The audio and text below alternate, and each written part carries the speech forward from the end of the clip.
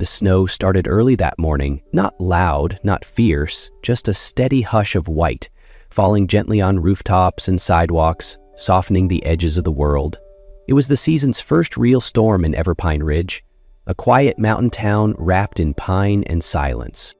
On the stone steps of St. Andrew's Chapel, Clara Lane sat in her wedding dress, soaked and shivering.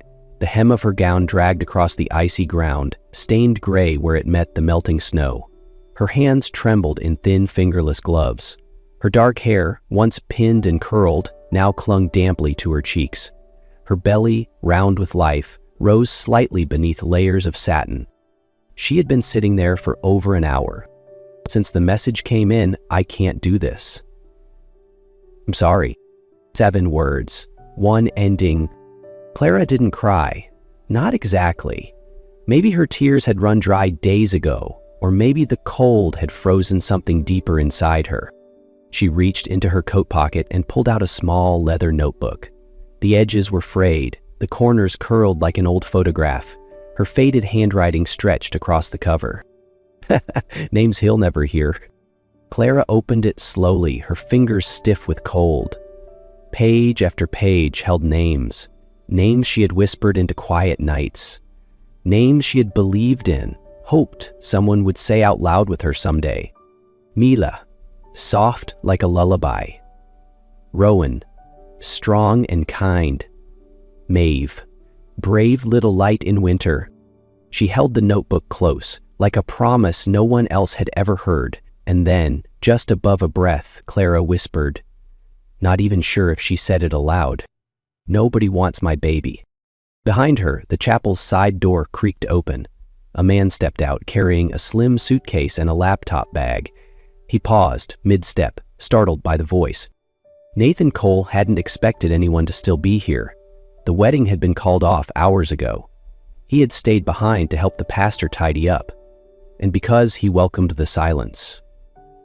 He saw her from behind, didn't recognize her. But heartbreak? That he knew too well.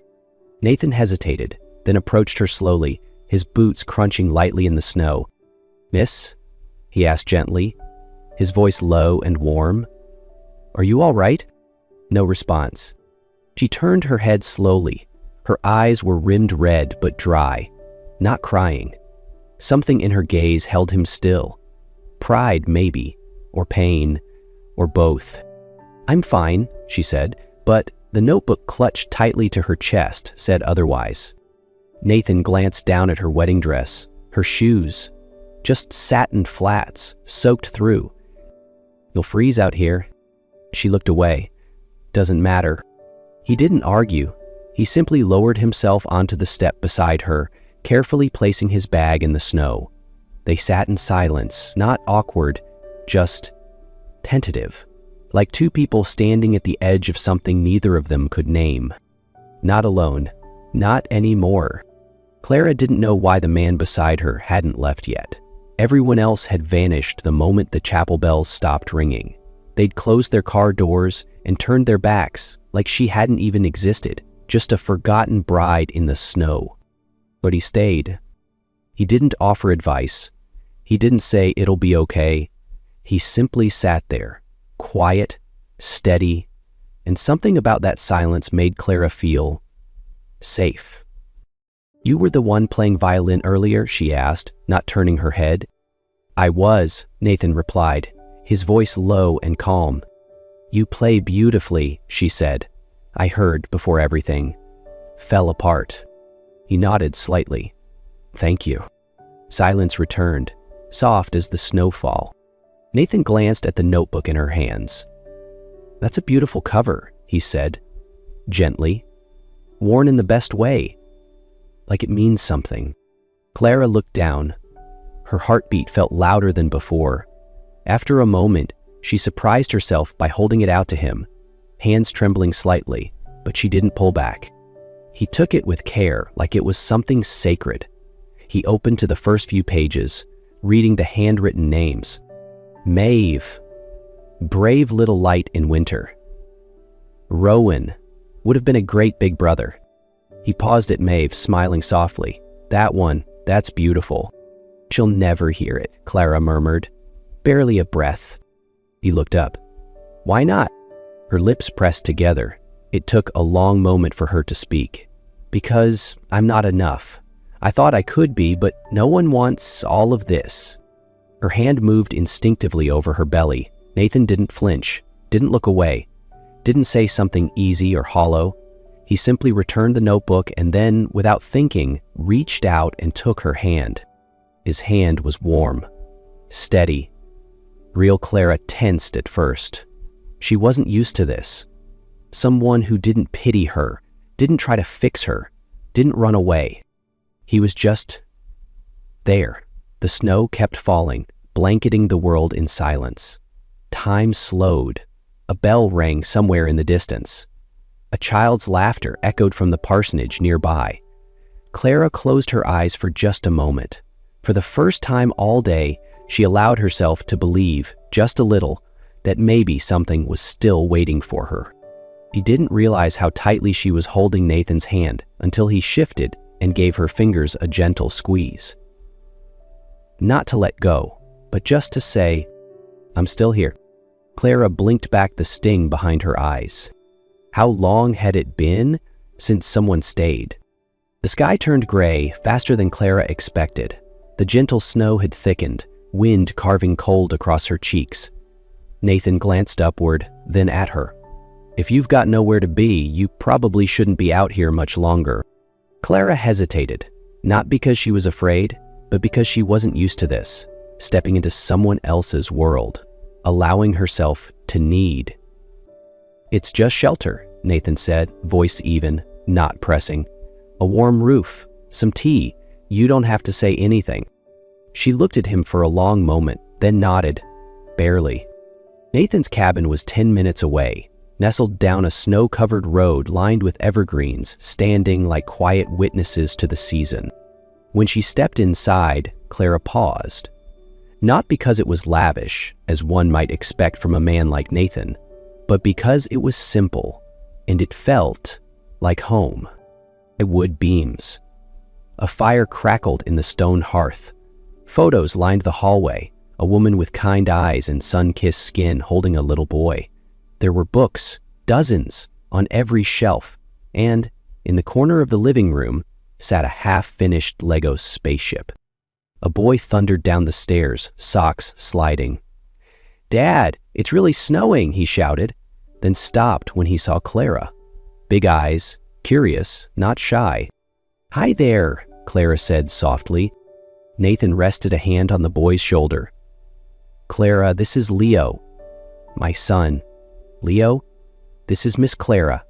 She's a guest." Leo stared at her belly, unfazed. "You have a baby in there?" Clara smiled gently. "I do, a little one, growing every day." "What's her name?" Leo asked. Clara hesitated. "I haven't picked one yet." Leo thought hard, then said confidently, "I think we should call her Jelly Bean, 'cause she looks like those squishy candies I hide under my pillow." Clara laughed, for the first time all day. Nathan brewed peppermint tea while Clara and Leo sat under a navy blanket near the fire. Leo talked about his dinosaur figures, his war against matching socks, and how his grandma always loses at dominoes. Clara listened like every word was precious. It felt strangely peaceful. Nathan returned and handed her a steaming mug. She took it with both hands. "Thank you," she murmured. "You're welcome," he said. Silence settled, not awkward, just warm, restful. "The woman in the photos," Clara asked quietly, "was that your wife?" Nathan nodded. "Amelia. She passed away 3 years ago. Car crash, rainy night, tires skidded." He looked down. "I didn't think I'd come back from that, but Leo, he needed more than someone who paid bills. He needed me to be present." Clara sat still, her fingers tracing the rim of her cup. "I left the city. Sold everything. Bought this place. It was my grandfather's. I run the company remotely now. Leo needed quiet. I guess I did too." She nodded.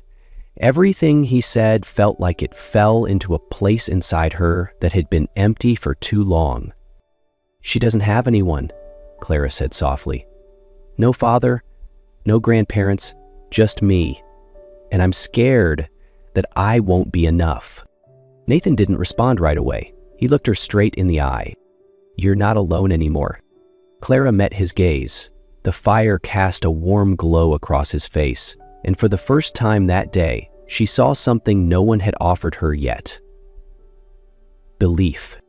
Leo had drifted to sleep beside her, his head resting on her leg. Clara placed a hand over her belly, where her baby shifted lightly, like she too could feel it. Safety. The fire had faded to glowing embers, crackling softly like whispers in the quiet. Clara still sat there, her hand resting gently on her belly, where the baby had just kicked, faint but real, as if listening too. Nathan sat across from her, empty mug in hand. Leo had been tucked onto the couch, wrapped in a throw blanket, sleeping soundly with messy hair and a toy car in his fist. Have you ever dreamed a name for her? Nathan asked, voice low and calm. Clara nodded. Once. I dreamed I was standing in a snow-covered field. I was holding a baby girl wrapped in a blue blanket. Someone asked her name, and without thinking I said, Maeve. Nathan repeated it softly, tasting the name, Maeve. Little light in winter, Clara added, her lips curling faintly. I gave it that meaning after I woke up. He didn't speak for a moment. Then, quietly, he reached into his coat pocket and pulled out a pencil. May I borrow your notebook? Clara hesitated, then nodded. She reached into her bag and handed him the worn leather journal, the one with bent corners and faded edges. Nathan flipped to a blank page. Carefully, he wrote, Silas, meaning of the forest, because he'd need to grow strong even when it's cold. Clara stared in silence, throat tightening. You thought about baby names? After Amelia passed, he said slowly, I didn't think I'd ever love again, but Leo needed more than grief. So I started writing names, just in case hope ever showed up again. They held each other's gaze for a long, quiet beat. It said more than words could. Clara opened the notebook again, her fingers trembling slightly. She looked at the name he'd written, then at her own pages. Dreams unspoken. Names whispered to no one. She spoke gently. Do you still think Maeve fits? Nathan didn't hesitate. It fits perfectly, strong and soft, just like you. Clara smiled, hesitant but true. Then she turned to a fresh page and wrote, Maeve Grace Cole, brave little light in winter. Just a name, just a line of ink, just a page. And yet, somehow, it felt like a beginning. For the first time, she didn't feel like she was carrying this baby alone. The name, once whispered only in dreams, had now been spoken aloud, written down, chosen, by two. And somehow that made her heart ease, as if part of the fear had melted in the firelight. Nathan sat quietly across from her, saying nothing, but the way he looked at the notebook, with a stillness, a quiet depth, told Clara everything. He saw the child, he honored her, and in some quiet way he was honoring Clara too. She lifted her eyes, met his. No love confession, no promises. Just something unspoken but real, we are sharing this. And in that fleeting moment, Clara knew Maeve belonged somewhere now. 3 days after the night they chose Maeve's name, just as the snow began to ease, Clara found a letter in the mailbox. White envelope, no return address, just her name. Clara, written in a hand she couldn't mistake. Derek, her fingers trembled slightly as she opened it. The note was short. Clara, if you're still in town, please meet me. I know I was wrong. You have every right to hate me, but please give me a chance to say what I should have said before. No apology, no mention of Maeve. Clara folded it back up. Her chest felt neither angry nor afraid, just still. Derek came the next afternoon. Nathan was outside, drawing Leo's toys on the porch rail, when he heard the knock. Clara was in the kitchen. She looked up, walked to the window. He was really there standing on the porch, in a crisp coat, hair styled, expression carefully composed. He looked just as he always had, polished, confident. but now with a hint of hesitation. Nathan turned. "Want me to get the door?" Clara shook her head. "No, this one's mine." She opened the door. Cold air swept in, sharp and clean. "Clara," Derek said softly, you look different." "I'm not standing at the church steps anymore," she replied, voice calm, "carrying your child, waiting for you to show up." He swallowed. "I panicked. I was scared. I didn't know how to—" "You had your chance," she said, cutting him off. "When I called and you didn't answer. When I sat alone with a notebook full of names you never wanted to hear. I came back, Clara. I'm here. Too late. Clara, we could still—" "No, you had your chance. You left when it mattered most."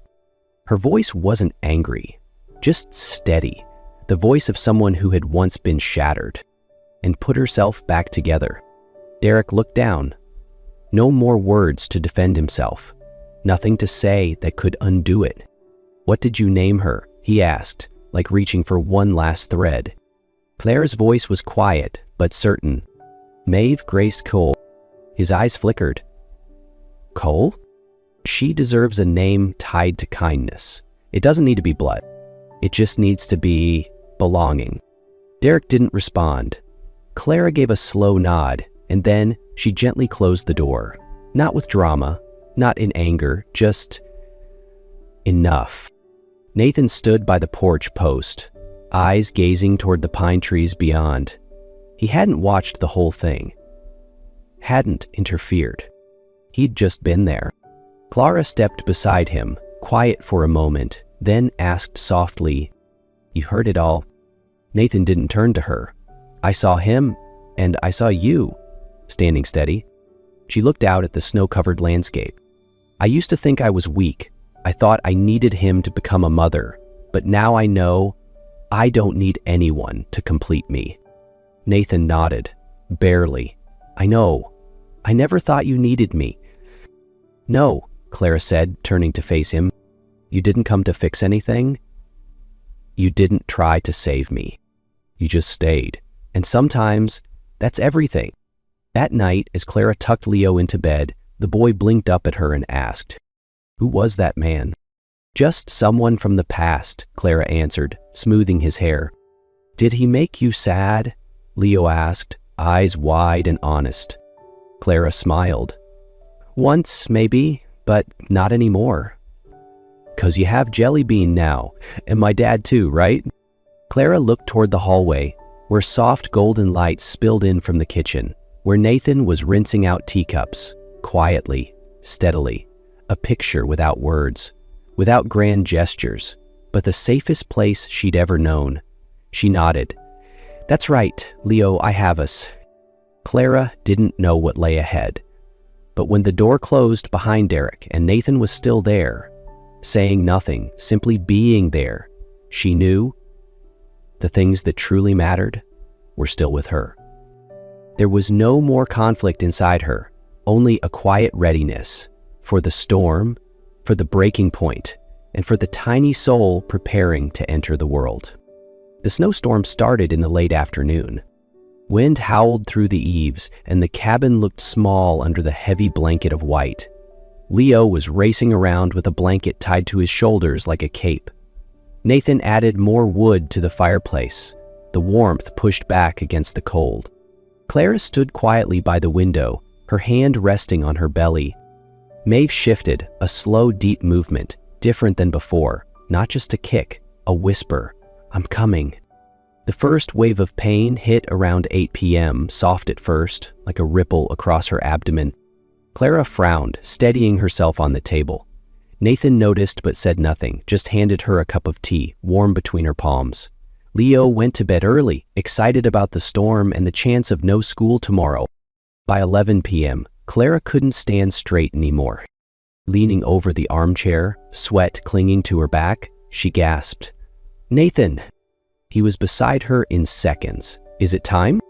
She nodded, pale. "Too soon, but yes." Nathan didn't panic. He simply squeezed her hand. "We've got this." 12:10 a.m. The lights went out. No screams, no panic, just silence, the kind that makes you hold your breath. "Nathan," she whispered. "I'm here," came his voice from the kitchen. "Just a power outage." The fire still glowed, and a moment later the room filled with candlelight. Nathan had lit them all, on the windowsill, by the bed, on the dresser. Tiny flames, but steady in the storm. Clara sat on the edge of the bed, arms wrapped around her belly. Another contraction, this one sharper. "I can't do this," she whispered. "I'm scared, Nathan. What if I do something wrong?" He sat beside her, placing a hand on her back. "There is no wrong. There's only you and her. Your body knows what to do. I'm just here to remind you, you're not alone." The night dragged on, each contraction like a wave trying to break her apart. Clara bit her lip, her grip on Nathan's arm leaving marks. But she didn't stop, didn't turn away.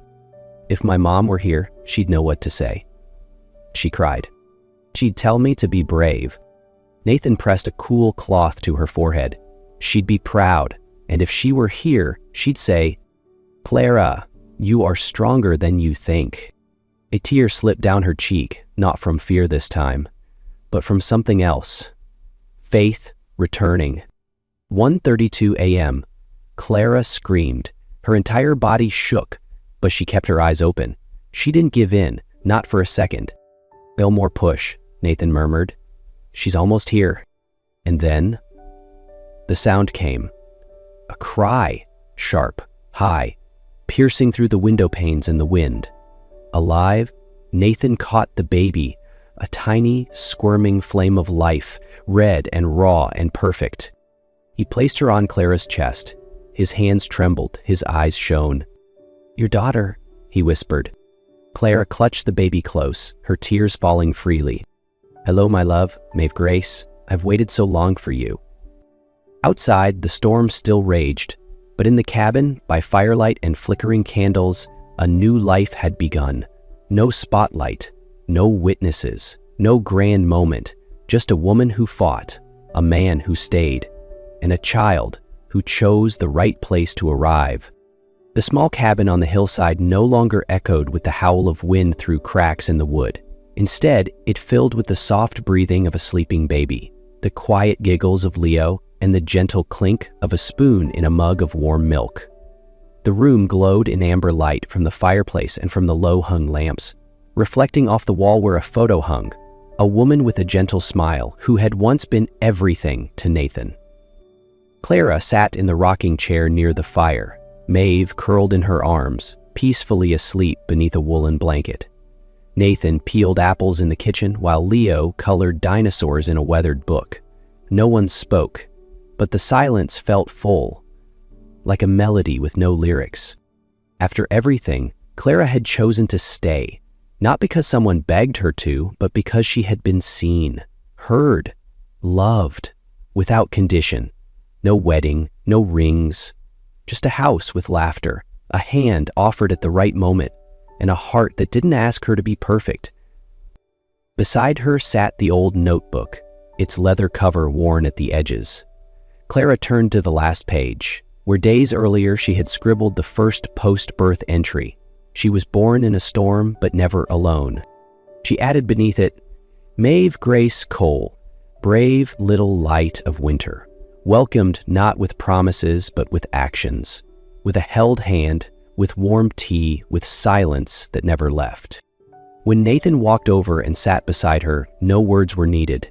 He rested a hand on the back of her chair, fingers brushing her shoulder, his gaze soft as it fell on Maeve, as if the world had just begun again. Leo looked up from his coloring, glanced at his mom, then at Nathan. He didn't say Dad. But he didn't need to. The moment held more truth than any label ever could. Outside, the snow had stopped, but winter no longer felt like something to fear. It was just a backdrop for a beginning. For a family that needed no formal vows because the bond already lived in the smallest moments, staying up late, changing diapers, looking into each other's eyes and silently saying, "Thank you for staying." Everpine Ridge sparkled with lights. The winter festival had returned just like every year, but for Clara, everything felt different now. She stood near the hot cocoa stand, baby Maeve bundled up and sleeping softly in her arms. Leo darted near the stage, laughing as colored lights flickered across his cheeks. Nathan stood on the small stage, violin in hand. No announcement, no spotlight. Just him, under a dusting of snow, eyes fixed on one person only. The first note rose into the crisp night. A wordless song, yet Clara could hear every beat of her own heart in it. It wasn't grand, it wasn't perfect. It was honest. Like the way he'd stayed, like the way he wiped her forehead through labor, like how he made no promises but showed up every single day. When the final note faded, Nathan didn't step down. He bent slightly and took something from Leo. A soft, cream-colored ribbon with gold-stitched words. The vow I kept. He turned to Clara. No grand gesture, no kneeling, no ring, just his steady voice. I don't have much to promise, except what I've already been doing. Waking up each morning choosing to love you. Closing the door each night, still here beside you. If you'll let me, I'd like to keep choosing you, not just today, but every day. Clara didn't speak right away. Maeve stirred gently in her arms, as if moved by the music. Clara stepped forward, her shadow merging with Nathan's in the snowlight. She didn't need a wedding. She didn't need a title, because everything that truly mattered was already hers. She reached out and touched the front of his coat, right where his heart beat steady beneath. I'll say yes, she whispered, as long as you never stop choosing me again. Nathan smiled. Clara kissed him, softly, like a brush of winter wind.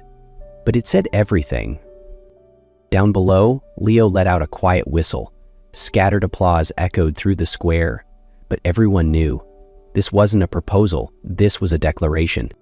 Maeve still slept peacefully. And winter, as always, went on. Beautiful as the beginning it had always been. That winter didn't end in celebration. It ended in stillness, one that stayed. And quietly, without trying, they began again. Seasons shifted, snow melted, then came spring, laughter in summer, golden leaves of autumn. Through every season, they stayed. Time passed, through teacups warmed and cooled, through shared silence, through mornings when no one had to be alone anymore. 1 year later, Maeve could walk now. She wobbled in tiny snow boots, arms swinging with each unsteady step. Leo ran ahead, laughing, leaving a trail of little footprints in the white powder. Clara followed slowly, her eyes on both children, a backpack slung over one shoulder, stuffed with scarves, cookies, and hot cocoa. Nathan was down at the bottom of the slope, setting up the sled. He looked up as Clara approached, their eyes meeting in a silent hello. The four of them began the snowy morning together. No rush, no need for perfection, just being together.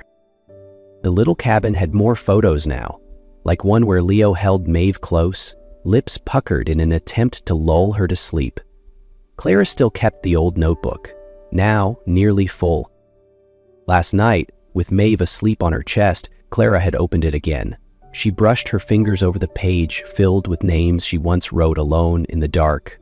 Names no one read, pages no one turned. And then she added the final line. The names were never wasted. The silence only made room for music. The sledding scene looked like a painting.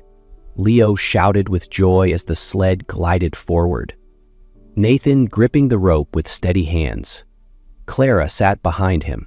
Maeve nestled against her chest, cheeks flushed pink from the cold, eyes shining like fresh snow. Wind tugged at Clara's hair, carrying the scent of pine and cocoa. She leaned into Nathan's shoulder, quiet, content. In that fleeting moment as the hill rushed beneath them, Clara thought, I wasn't rescued, I chose this. And for the first time in a long time, that choice felt like coming home.